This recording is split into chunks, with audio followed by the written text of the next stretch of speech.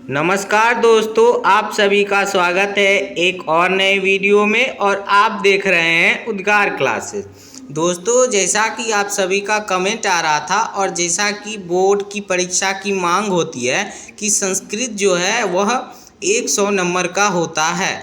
और जब कोई बच्चा बोर्ड में प्रवेश करता है तो संस्कृत उसके लिए एक अनूठा विषय होता है, क्योंकि संस्कृत जो है एक विषय है। बहुत लोग होते हैं, मैं सबके लिए नहीं कहता, 90% बच्चे जो होते हैं वो बोर्ड में ही आके संस्कृत को प्राथमिकता देते हैं। तो इसलिए हमने इस वीडियो को बनाया है। जैसा कि आप लोग जानते हैं कि बोर्ड का पहला चैप्टर मंगलम है जो उपनिषद से लिया गया है। और दोस्तों, हम जानते हैं कि उपनिषद महाभारत का अंश विशेष है। दोस्तों, गीता, उपनिषद, महाभारत यानी कि यह तीनों एक दूसरे से संबंधित है। यानी कि जब कौरव और पांडव एक दूसरे से युद्ध लड़ने जा रहे थे, तब अर्जुन पांडव की ओर से लड़ रहे थे। तो अर्जुन जो थे वह अपने परिजनों से युद्ध करने के लिए मना कर दिए थे। और उनके सारथी कौन थे दोस्तों? तो श्री कृष्ण थे। तब उन्होंने अर्जुन को उपदेश दिया और उसी उपदेश को हम गीता के रूप में जानते हैं। और उपनिषद भी उसी का अंश विशेष है दोस्तों। तो दोस्तों, आज हम इस वीडियो में मंगलम पाठ के मोस्ट वीवीआई प्रश्न को पढ़ेंगे, जो बोर्ड परीक्षा के पॉइंट ऑफ व्यू से बहुत ही इम्पॉर्टेंट है, वेरी वेरी इम्पॉर्टेंट। और दोस्तों देखिए, लोग गणित विज्ञान को पढ़ते हैं लेकिन अपने मातृभाषा हिंदी और उसके जन्म कारिणी संस्कृत को उतनी प्राथमिकता नहीं देते। जबकि दोस्तों, यदि नंबर के पॉइंट ऑफ व्यू से ही देखा जाए तो एसएसटी और साइंस तो हमें 80-80 नंबर प्रश्न का आता है, और जबकि संस्कृत हमें 100 नंबर का। तो इसलिए संस्कृत पढ़ना तो आवश्यक है दोस्तों। और देखिए दोस्तों, संस्कृत को देव भाषा भी कहा जाता है। तो आज हम इस वीडियो में मोस्ट वीवीआई प्रश्न को जानेंगे, जो बोर्ड परीक्षा के लिए अत्यंत महत्वपूर्ण है। और दोस्तों, मैं आप सभी को यह कहना चाहता हूँ, यदि आप हमारे चैनल पे नए हैं तो हमारे चैनल को सब्सक्राइब अवश्य कर लीजिएगा, क्योंकि सब्सक्राइब करने से होगा कि आपके पास नोटिफिकेशन जाएगा समय रहते। क्योंकि देखिए दोस्तों, आप बोर्ड परीक्षा के परीक्षार्थी हैं और आपको समय रहते सभी टॉपिक्स को क्लियर सही समय पे करना होगा। तो इसलिए आपको नोटिफिकेशन जाना आवश्यक है, ताकि आप सही समय पे हम पढ़ाएं और आप तुरंत पढ़ लें। क्योंकि समय से दिन और आज, और समय का हर शय गुलाम, समय का हर फैसला। आदमी को चाहिए वक्त से डर कर रहे, जाने किस घड़ी वक्त का बदले मिजाज। यानी कि वक्त रुका नहीं है, हमें संघर्ष करना है। और दोस्तों देखिए, संस्कृत बहुत ही कठिन नहीं है। मैं आपको इतने सरल तरीके से पढ़ाऊंगा कि आपको लगेगा जैसे नहीं कहता हलवा टाइप से, तो ठीक उसी प्रकार आपको लगेगा। बस आप बने रहिए और इस वीडियो को फुल देखिए। उसके बाद आपको इस चैप्टर में कुछ पढ़ने की ज़रूरत नहीं है। तो आइए दोस्तों, इस वीडियो को हम शुरू करते हैं। और वीडियो को शुरू करने से पहले मैं हर वीडियो में कहता हूँ कि यदि दोस्तों आपको किसी टॉपिक या किसी विषय के किसी भी टॉपिक पे दिक्कत है तो आप हमें कमेंट करके ज़रूर बताइए। क्योंकि दोस्तों देखिए, हमारा जो YouTube चैनल है आपके लिए बना है, आपको पढ़ाने के लिए बना है।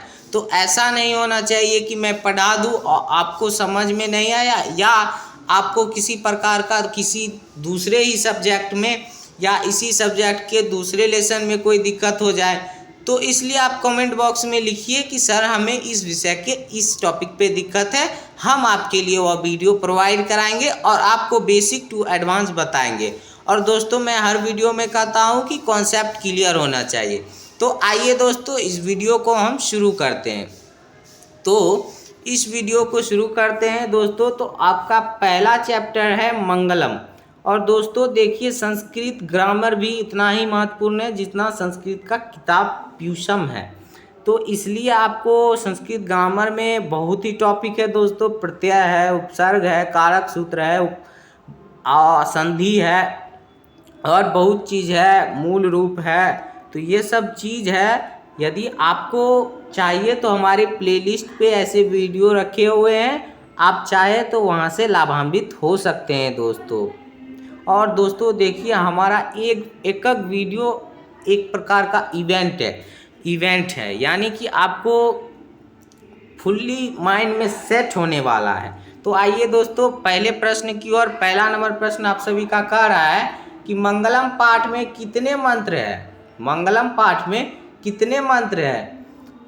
ऑप्शन ए है 6, बी है 5, सी है 7, डी है 8। देखिए दोस्तों, यह विगत वर्षों में पूछा गया है और 2025 के बोर्ड में भी पूछे जाने वाला है। तो ए है, तो जैसा कि मैं ऑप्शन आपको बता चुका हूं दोस्तों, तो इसका सही जवाब क्या होगा दोस्तों। Option number B 5। क्या होगा दोस्तों। Option number B 5। यदि आपको दोस्तों क्वेश्चन पूछे कि मंगलम पाठ में कितने मंत्र हैं, तो आप क्या बोलेंगे दोस्तों। 5। क्या बोलेंगे तो 5। आई होप कि दोस्तों आप समझ चुके होंगे। अगले प्रश्न की ओर चलते हैं। अगला नंबर प्रश्न आप सभी का कह रहा है दोस्तों। अगला नंबर प्रश्न आप सभी का कह रहा है कि दूसरा नंबर प्रश्न है, अनोरनियान डैश महियान पदांश के रिक्त स्थान में कौन सा होगा। यानी कि दोस्तों आपने जब श्लोक पढ़ा होगा तो वहाँ पे होगा अनोरनियान और यहाँ पे कुछ होगा, यहाँ दिया है डैश महियान। आपने कुछ पंक्ति में पढ़ा होगा तो पूछ रहा है कि इस रिक्त स्थान में आखिर होगा क्या। तो हमने दोस्तों पढ़ा था अनोरनियान महतो महियान। अनोरनियान महतो महियान, यानी कि सूक्ष्म से भी सूक्ष्म आत्मा है। तो यानी कि तो ऑप्शन नंबर आपका कौन सा हो जाएगा दोस्तों।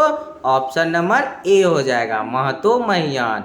अनोरनियान महतो महियान, यह क्वेश्चन पूछ दिया जाता है दोस्तों, आपको याद रखना है।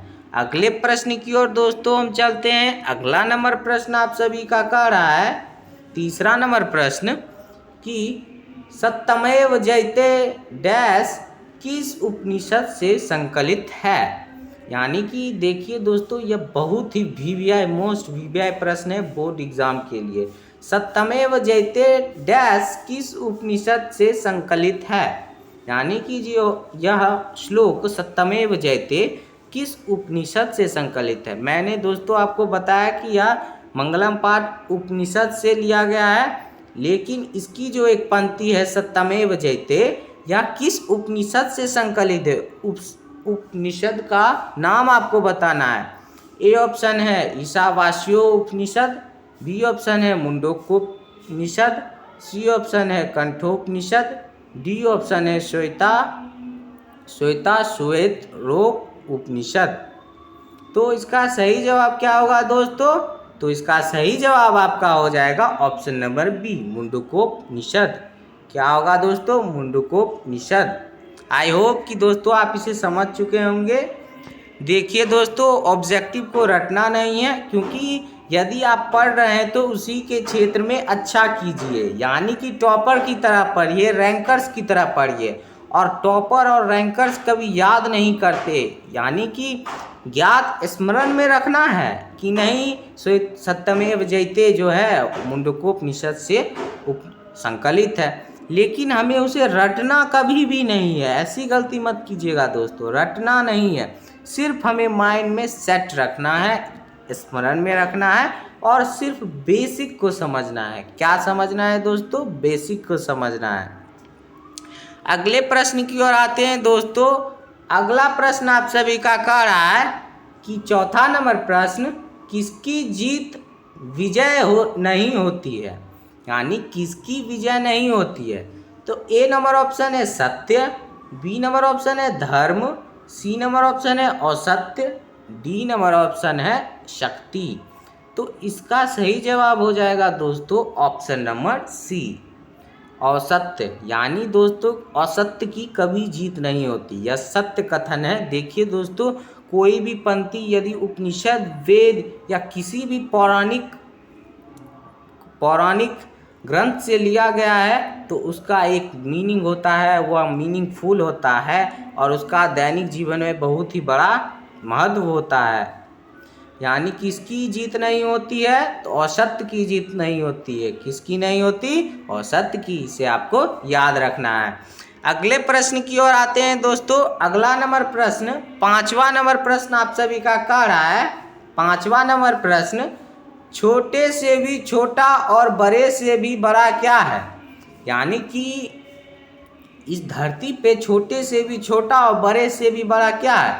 तो ए है ईश्वर, बी है शरीर, सी है आत्मा, डी है मन। तो हमने दोस्तों पढ़ा था अनोरनियान महतो महियान, अनोरनियान महतो महियान, यानी एक पंक्ति थी मंगलम पाठ में, अनोरनियान महतो महियान, यानी छोटे से भी छोटा और बड़े से भी बड़ा क्या है? तो ऑप्शन नंबर सी हो जाएगा आत्मा। क्या है छोटे से भी छोटा और बड़े से भी बड़ा? तो आत्मा। सी नंबर ऑप्शन आपका सही हो जाएगा। अगले प्रश्न की ओर आते हैं दोस्तों। अगला नंबर प्रश्न आप सभी का कह रहा है। अगला नंबर प्रश्न, 6ठा नंबर प्रश्न, सत्य का मुंह किस पात्र से ढका हुआ है?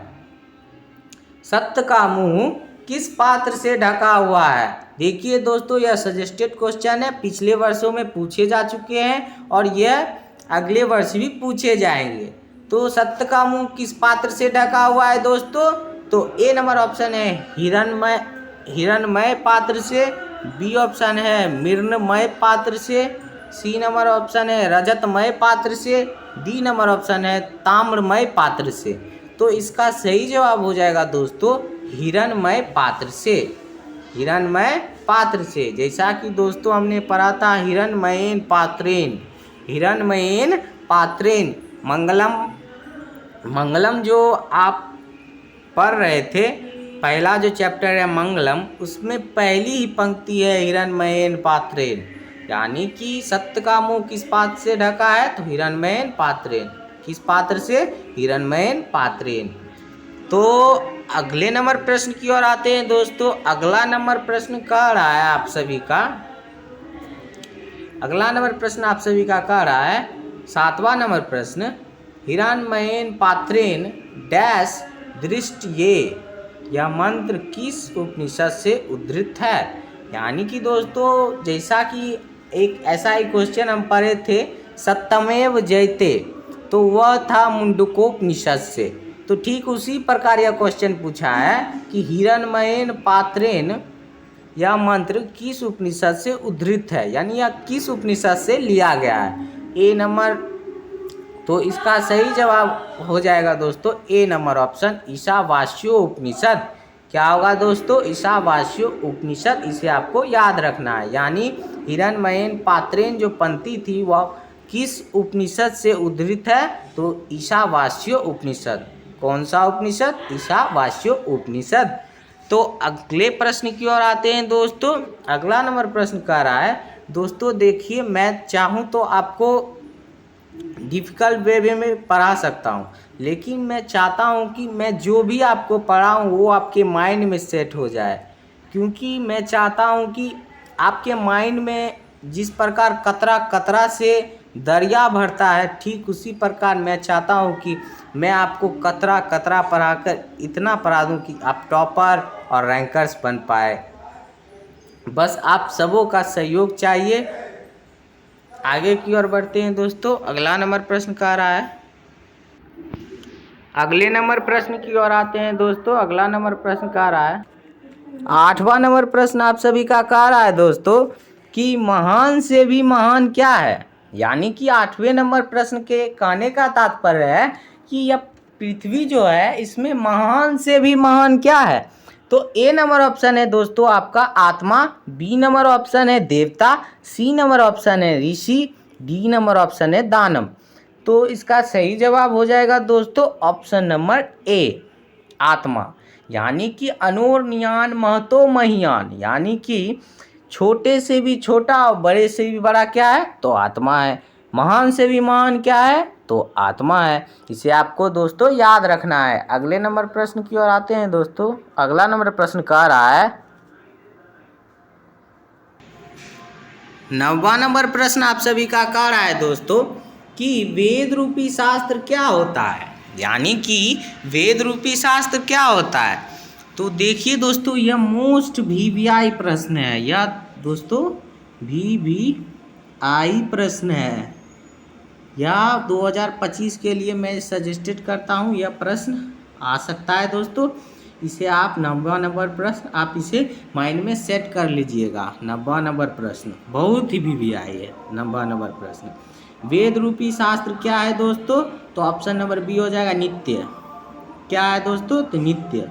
क्या होगा, वेद रूपी शास्त्र क्या होता है दोस्तों, एक बार और मैं बोल देता हूँ, वेद रूपी शास्त्र क्या होता है, तो नित्य। अगले नंबर प्रश्न की ओर आते हैं दोस्तों।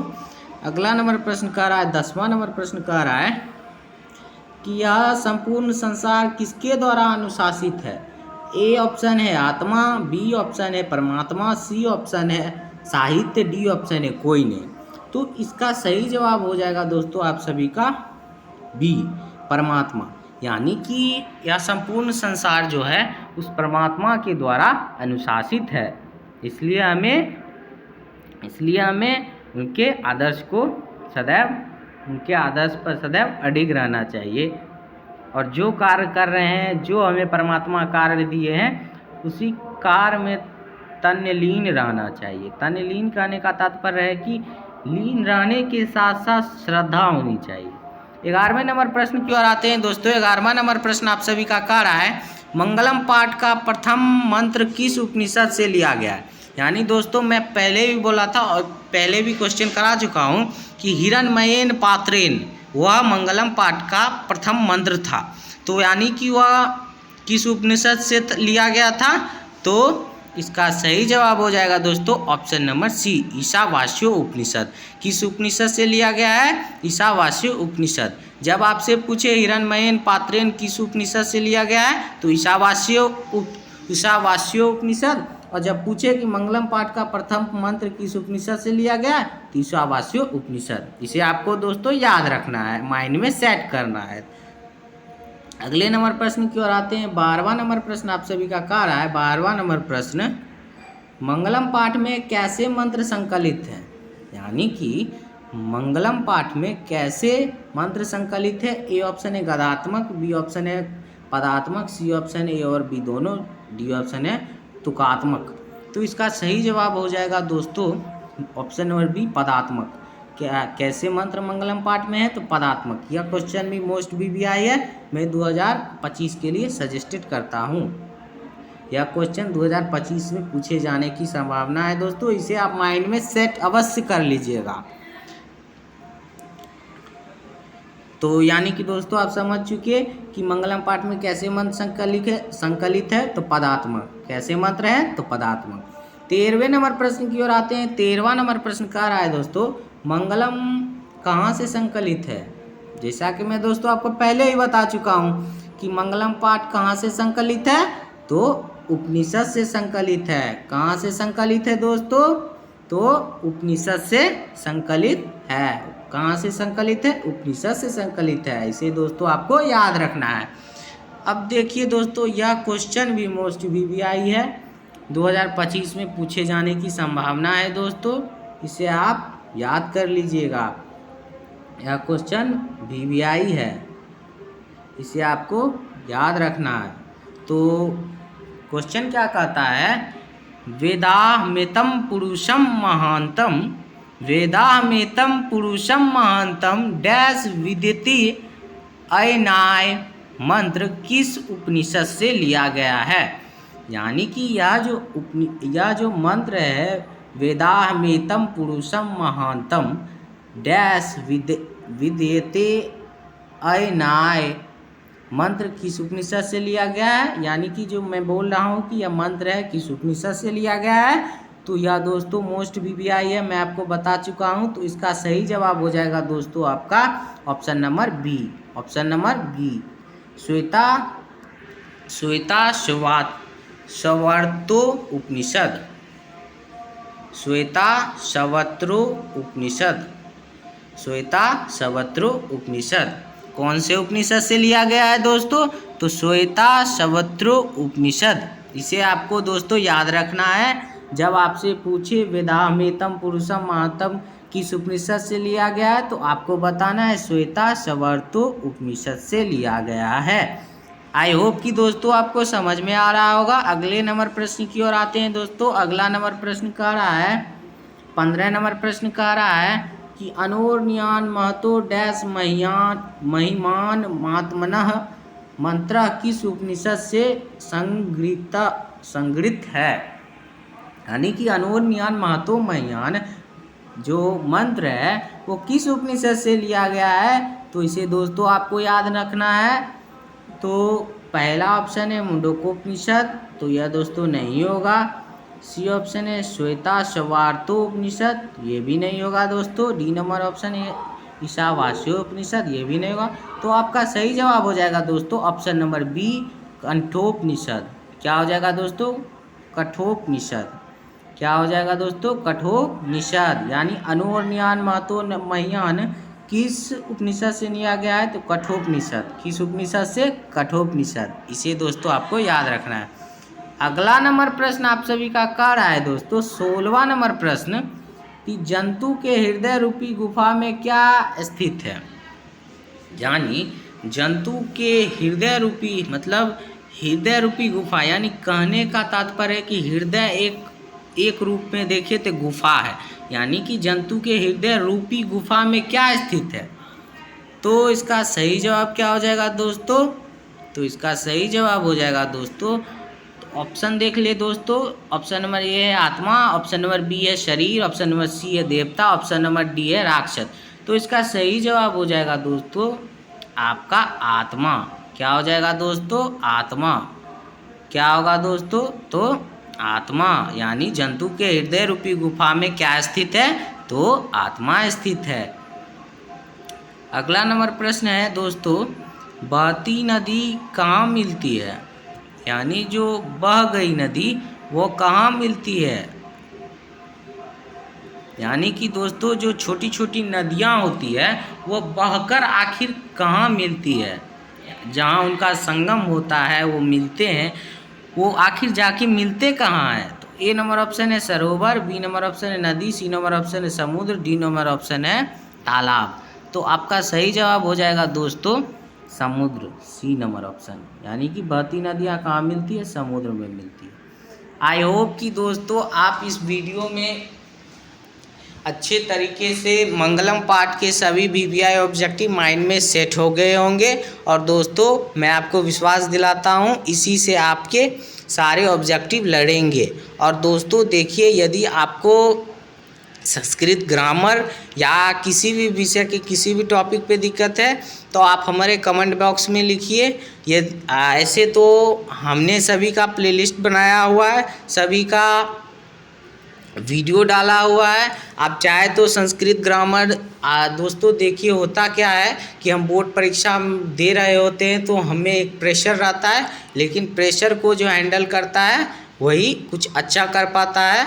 इसलिए दोस्तों देखिए कि संस्कृत में जो है आप संस्कृत ग्रामर से बिल्कुल नहीं घबराइए, आप हमारे YouTube चैनल पे पढ़िए। हमने प्लेलिस्ट में संस्कृत ग्रामर के अनेक वीडियो डाले हैं, जैसे उपसर्ग, प्रत्यय, कारक, सूत्र, संधि आदि डाले हुए हैं। और यदि आपको उसमें भी कोई दिक्कत है तो हम फिर से आपके लिए पढ़ाएंगे, क्योंकि देखिए दोस्तों पढ़ाते तो हम आप ही के लिए हैं। इसलिए दोस्तों यदि आपको वीडियो अच्छा लगे तो हमारे चैनल को सब्सक्राइब अवश्य कर लीजिएगा, क्योंकि सब्सक्राइब करने से जैसा कि मैंने बोला कि बहुजन हिताय बहुजन सुखाय, यानी कि दोस्तों देखिए वही कार्य जीवन में करना चाहिए जिससे सभी का सुख हो, सभी का सुख हो, तभी फल मिलता है, सफलता मिलती है। इसलिए दोस्तों आप मेहनत कीजिए और आत्मनिर्भर रहिए, किसी पर निर्भर मत रहिए। क्योंकि देखिए दोस्तों, बोर्ड जो परीक्षा है वो अचीव करने के लिए अपनी मेहनत ही सबसे ज़रूरत है। क्योंकि कहा अपना हाथ जगरनाथ, यानी कि हम चाहें अगर तो क्या नहीं कर सकते, क्या नहीं कर सकते। और इसी बातों के साथ धन्यवाद दोस्तों। अच्छे से पढ़ाई करें, टॉपर बने, रैंकर बने, यही कामना हम करते हैं।